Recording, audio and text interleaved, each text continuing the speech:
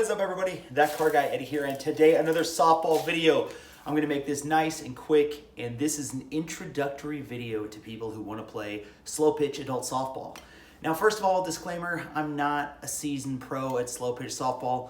I'm just a man rapidly approaching 40 years old that I remember the first time I ever stepped on a softball field, how much I didn't know about the game and what I know now. And I just want to do what I can to help people understand what they're going to need when they start. So like I said, this is kind of just a beginner video for what it is. First things first, I get the question a lot, and it's mainly from new players. It's, Eddie, what do I need to play softball? Well, there are a couple things that you quote need to have. The second thing is something that you want to have, and we'll go from there. So first thing you're going to need when you want to play slow pitch softball or softball in general is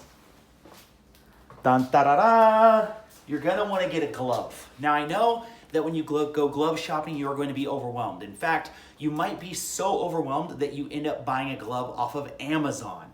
And while you can do that, that is totally fine.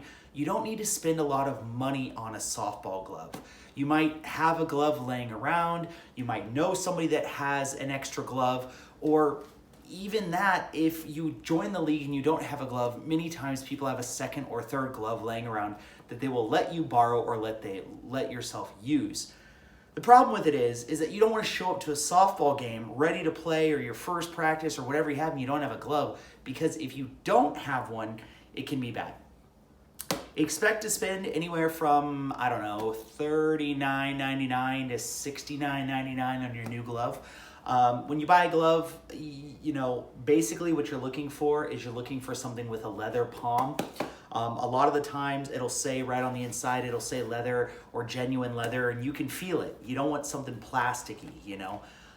For you new players out there, you definitely don't want a pro level glove. Spending $130 to $350 on a glove if you're brand new isn't going to make you any better of a player. If anything, it's going to be worse because you're going to have to break in that set glove. Many new gloves out there, they have pre-break-in treatments attached to them.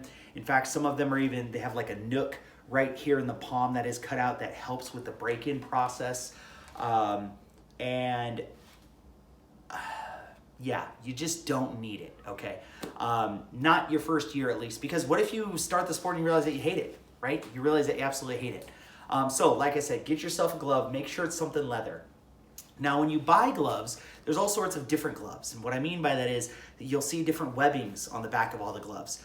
The webbing is personal preference, okay? None of it is gonna change the way that you play. None of it's gonna change the way that you field. The webbing is all preference, same with color. The big difference, though, is how big the glove is. Now, this particular glove is a 13.5-inch glove, and it's 13.5 inches from the base to the top of the pinky. It's a 13.5-inch glove. Now, you will find a lot of different size measurements, right? It's that old adage. Some people think they're bigger than they actually are. That's kind of how gloves are. Some gloves play bigger than other gloves. If you're a female and you're looking to play, most females don't have anything over like a 13-inch glove, mainly because they have a little bit smaller hands, and their hand in the glove is important. And guys, it's a rarity, but most guys don't go over 14 inches unless you're a real man like Andrew Floyd, and then you rock a 15-inch glove. Here's the pros and cons to it. If you get a glove that's too small, basically if you get a glove that's probably under 12 inches, you're gonna have trouble fielding the ball. And here's what I mean by that. In slow pitch softball, there's two types of balls that you're gonna get. You're gonna get the men's ball, which looks just like this. It's 12-inch diameter is what they call it. And then there's the women's ball, which is a 10-inch diameter. I know that when you're talking about measurement and everything, it's different, but there's no correlation between the size of the ball and the size of the glove in reference to measurements. So you can't say, oh, I got a 12-inch glove, it'll fit a 12-inch ball. It doesn't work like that. Like I said, you have glove measurement and you have ball measurement. Basically, what you want is you want the ball to be able to go into the pocket and the ball to close around it. You have a little bit of extra space. That's what I like. Personally, I use a 13.5-inch glove. This is a good utility glove. It allows me to play infield and outfield. Just be aware, if you're a primarily new player and you don't have any real experience, you're probably going to be playing outfield. So when you're outfield, a bigger ball or bigger glove is easier to catch pop flies, okay?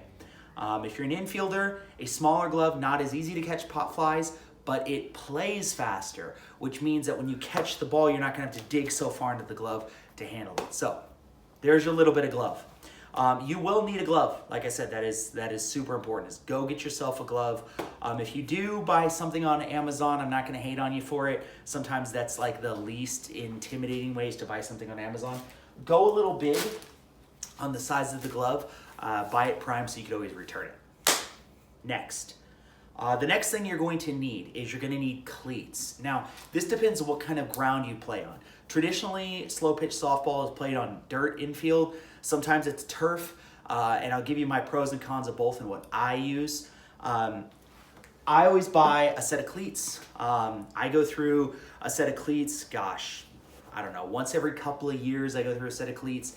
And the brand doesn't really matter. Buy something comfortable. I highly recommend you trying on cleats.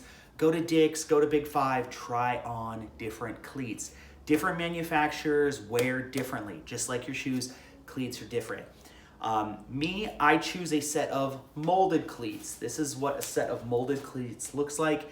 It is hard plastic molding, okay? Hard plastic molding.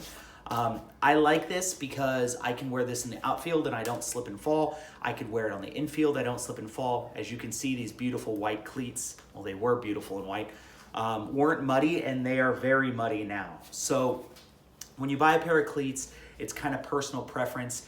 If you've never played softball or baseball before, you may want to do another route that is trending, and that's the turf route, okay? There's softball turf cleats. So these are molded cleats.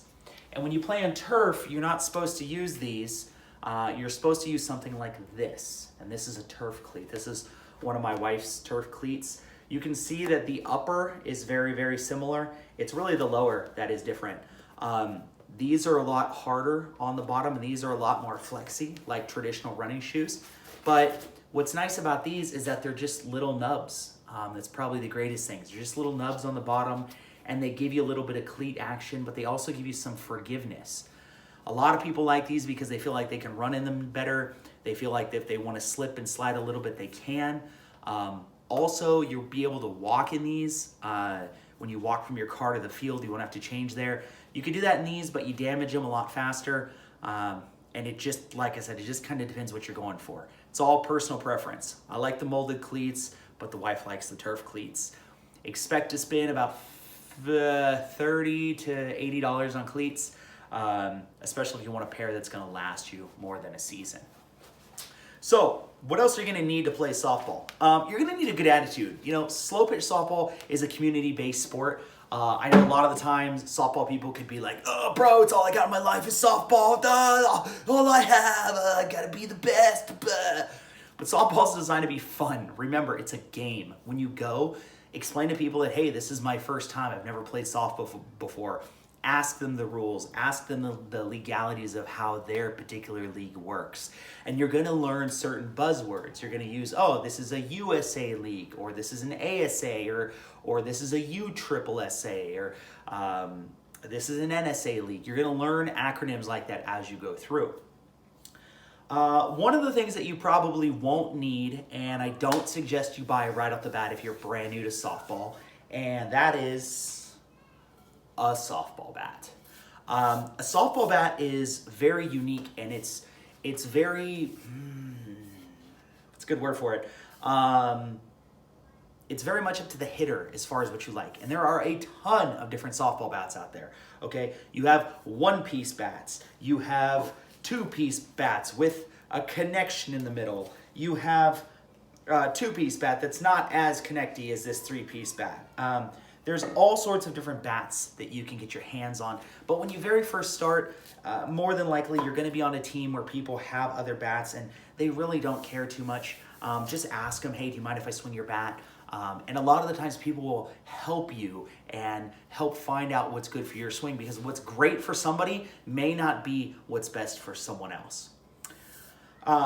Let me explain the stamps to you on a bat. So when you find a bat, there's a couple of things you need to know. First of all all of your slow pitch softball bats are going to be 34 inches. Do not buy a fast pitch bat that's under 34 inches and assume that you're going to get the performance out of it. A lot of what you do when you're hitting a slow pitch softball is not how strong you are, it's about how much leverage you have. And leverage is the bat. You want a 34-inch bat. The weights, as far as the bat, go down to 24 ounces all the way up to 30 ounces.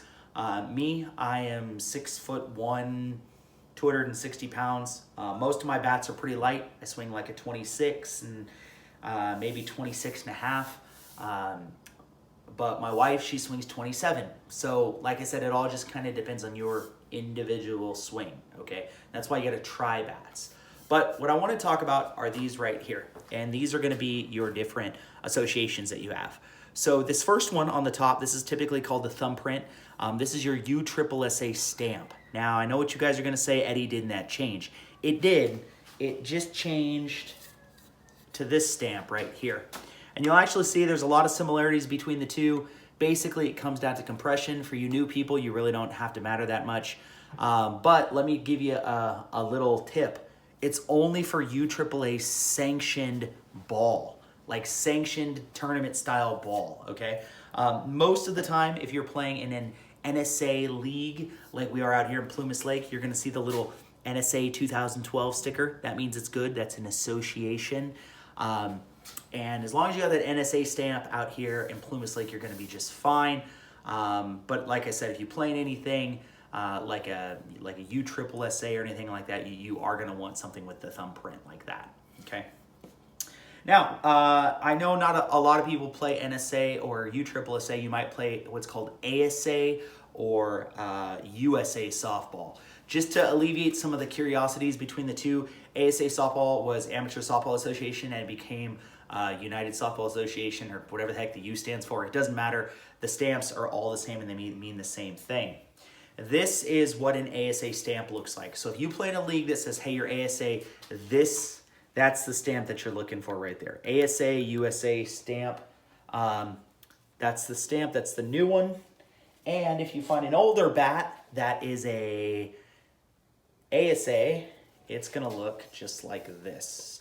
I'm not sure if the camera will be able to pick it up there, but there it is right there. ASA stamp. And there are older ASA stamps that are out there, but like I said, in reference to first-time buyers and things like that, most of your new bats, I mean, everything after 2012, 2013 is going to have this new stamp, just like that. So that's what you're looking for. And like I said, there's a bunch of different bats out there, so go out and swing them, see what's out there. Get to know people in the softball community, and they will help you with your bat situation. Also, never buy a bat at full price. What I mean by that is that you will find bat reps, you will find used bats, you will find people who have a bat addiction. Like me, I have too many bats. How many bats I have? I have these, and this is like just a fourth of how many bats I have. And I can't swing all of these at once. In fact, they're all different. I look at them kind of like a golf club, a different one for every situation, yet somehow I fly out with all of them. But seriously, the biggest thing that you gotta understand is have some fun. Get some cleats, get a glove, get a hat that fits you. A hat is super important because you're gonna be looking at the sun most of the time. It's not just to look cool and to hide my bald head. It's because if the sun comes up, you're gonna wanna tilt your head down and make it so that that sun doesn't hit you in the face. Other than that, remember, have fun. It's a game. Get out, exercise, meet some great people in your community, and play hard. I'll see you next time.